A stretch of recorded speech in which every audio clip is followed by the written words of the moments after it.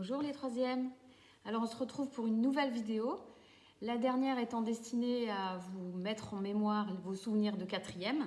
Mais là, cette fois-ci, on va attaquer avec le programme de troisième. Donc on rentre dans le vif du sujet. Alors pourquoi une vidéo? Vous n'avez pas forcément besoin, mais je pense que ça peut vous aider parce que je vais vous mettre le cours sur Moodle et en même temps, vous aurez mes explications en live. Peut-être que ça vous aidera un petit peu. Voilà. Donc si vous suivez votre cours, on était dans la partie grand 1, grand 2. On a vu les organes qui permettaient le mouvement et on a vu les neurones qui permettaient de transmettre une information. On a été jusqu'à la synapse. Là maintenant, on est dans le grand 3, les perturbations du système nerveux. Alors l'année dernière, vous aviez déjà un petit peu eu ce programme puisqu'on a parlé du bruit, de tout ce qui pouvait léser les cellules de l'oreille et justement perturber l'audition. Donc c'était déjà une partie perturbation. Aujourd'hui, on va voir plutôt les substances qui pourraient être nocives pour le système nerveux. Et bien sûr, on parlera de l'alcool puisque c'était votre sujet de DNB et on partira de ça. Dans votre sujet de DNB de cette année, vous avez vu que l'alcool perturbait vraiment le système nerveux et on a vu que l'alcool ralentissait surtout les messages. Donc vous verrez le corrigé, je vous le mets sur Moodle. Les notes aussi sont maintenant sur mon BN. Et vous verrez tout ça en détail. Donc l'alcool est une substance qu'on appelle psychoactive parce qu'elle a un effet sur le système nerveux. Alors c'est une drogue entre guillemets, mais une drogue légale, comme par exemple aussi la nicotine de la cigarette ou même la caféine. Bien sûr, il y a d'autres drogues qui sont complètement illicites et on verra, ça s'appelle plutôt des stupéfiants et on verra justement l'action de tout ça.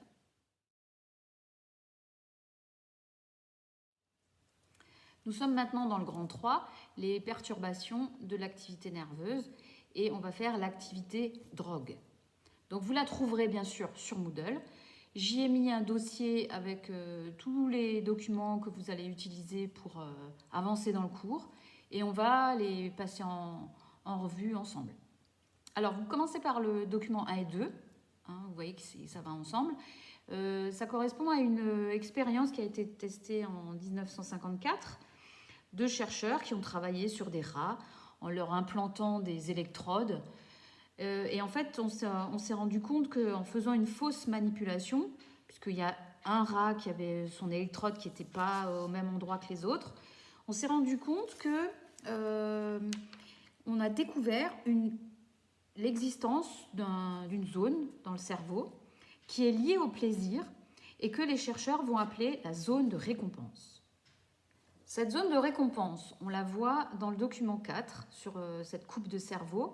En fait, vous voyez qu'il y a deux zones de récompense, 1 et 2. Qu'est-ce que ça veut dire exactement? Tout simplement que quand on stimule cette zone, on ressent une sensation de plaisir. C'est pour ça qu'ils ont appelé ça récompense. Voilà. On passe maintenant au document 4 avec ce fameux rat toujours et son électrode plantée dans la zone des récompenses.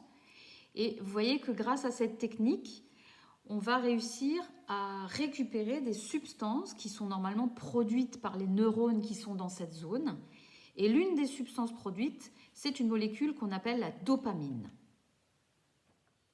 Dans le document 5, on fait une expérience où on mesure le taux de dopamine chez certains rats. Donc si vous regardez le document, on place un rat dans une cage et puis on lui fait rencontrer une femelle, etc. Donc on remarque en fait que la présence d'un rat femelle va déclencher chez le mâle une augmentation du taux de dopamine. Vous voyez dans la zone 4, là il y a une augmentation très forte quand la femelle est à côté de lui. Donc en fait, ce sont les neurones à dopamine qui sont ici stimulés et qui vont provoquer la sensation de plaisir ou de désir chez le rat. Donc c'est pour ça que la dopamine est appelée molécule du plaisir. Donc si on fait le point, ce qu'on a vu, c'est qu'il y a une zone du cerveau qui s'appelle la zone de récompense, qui, si elle est stimulée, donne une sensation de plaisir et que les neurones qui sont dans cette zone sont des neurones dont le neurotransmetteur, on a déjà vu ce que c'est, est la dopamine. Voilà où on en est. Alors, comme on est dans l'activité drogue, on n'en a pas encore parlé, on va voir maintenant l'action justement de quelques-unes de ces drogues sur le système nerveux. Donc là, vous prenez le document 6, où vous voyez qu'on vous parle de cocaïne, et on remarque, toujours avec ce graphique là du taux de dopamine en fonction du temps, on remarque qu'une injection de cocaïne, vous voyez la petite flèche verte, provoque un pic de dopamine. Et carrément, le taux de dopamine va tripler sous l'action de cette injection de cocaïne. Donc ça va vous expliquer l'effet euphorisant de la cocaïne, puisqu'on a dit que la dopamine était l'hormone du plaisir. Donc quand on va injecter de la cocaïne, on triple la dose de dopamine, donc on provoque un effet de plaisir intense, d'euphorie. Mais comment expliquer cet effet euphorisant de la cocaïne sur le système nerveux? Alors, on va faire un zoom sur la synapse, qui est quelque chose que vous connaissez, et on va voir ce qui se passe au niveau de cette zone de récompense, où les synapses sont donc des jonctions entre deux neurones, qui sont des neurones à dopamine, donc où le neurotransmetteur est de la dopamine.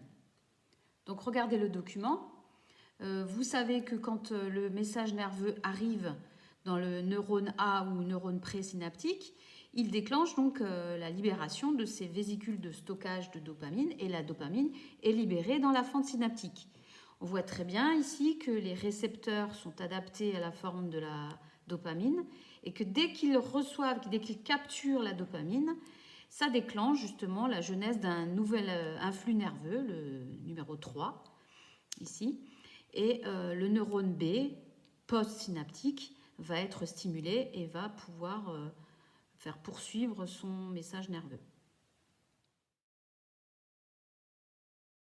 Alors ça, c'est ce qui se passe normalement.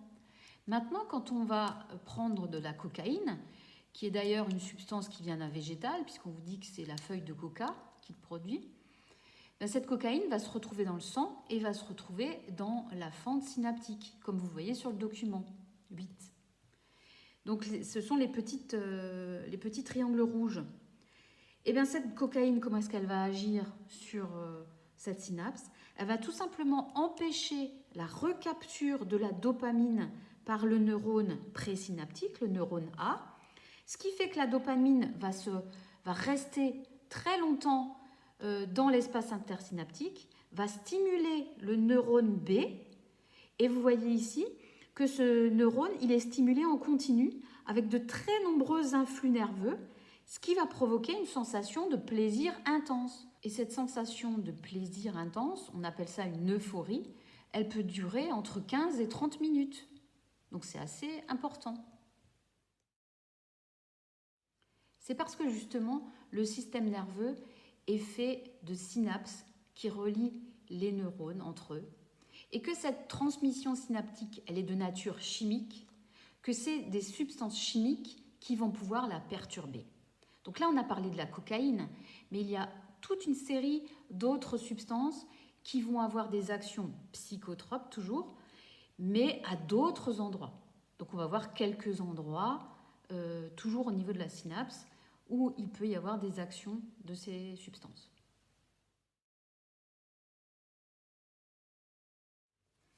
Alors on a par exemple les amphétamines.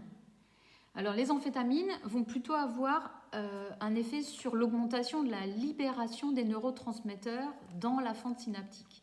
Donc vous aurez beaucoup plus que la normale de neurotransmetteurs à l'intérieur de la fente, ce qui veut dire que le neurone post-synaptique va être beaucoup plus stimulé, donc va produire beaucoup plus de messages nerveux.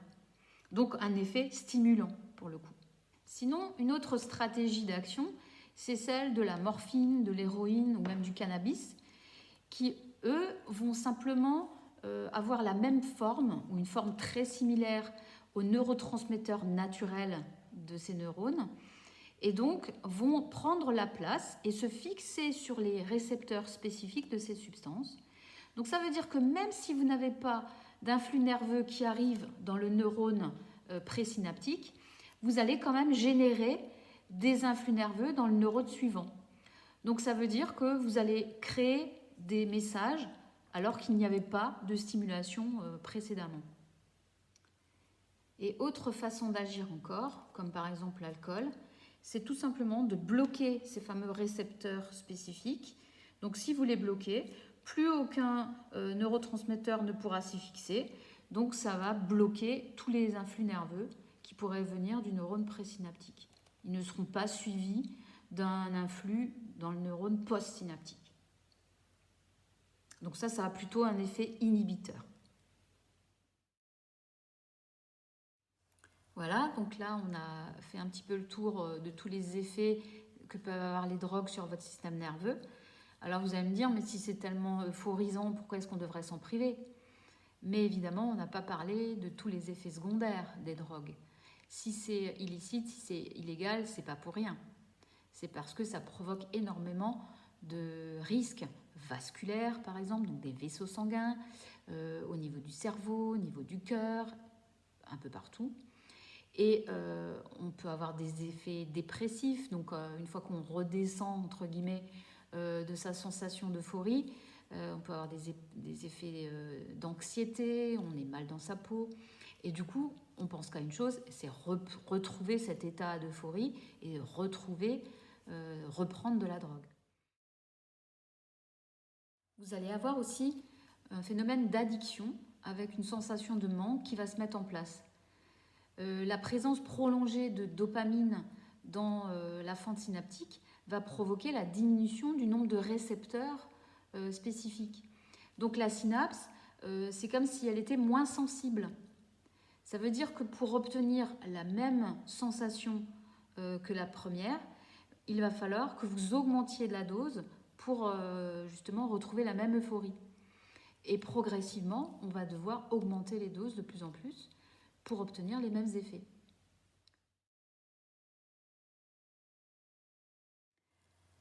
Voilà, on a fait un petit peu le tour de toutes les substances et de leurs modes d'action respectifs. Maintenant, on parle souvent de drogue dure, d'autres de drogue douce, mais il faut savoir que quelle que soit la substance, il y a toujours un effet nocif sur l'organisme, en particulier le système nerveux. Hein. Même si c'est que du cannabis, il y a énormément d'effets secondaires. Donc vous verrez dans le cours aussi quelque chose d'un peu plus précis sur tous les modes d'action et sur tous les effets que peuvent avoir certaines drogues. Bien sûr, vous trouverez aussi beaucoup d'informations sur le net avec des interviews de personnes qui ont été droguées, certaines qui s'en sont sorties, d'autres pas. Mais de toute façon, on n'en sort jamais intact. Hein. Ça, il faut bien que vous mettiez ça dans la tête. Donc on ne touche pas à cette cochonnerie. Niet.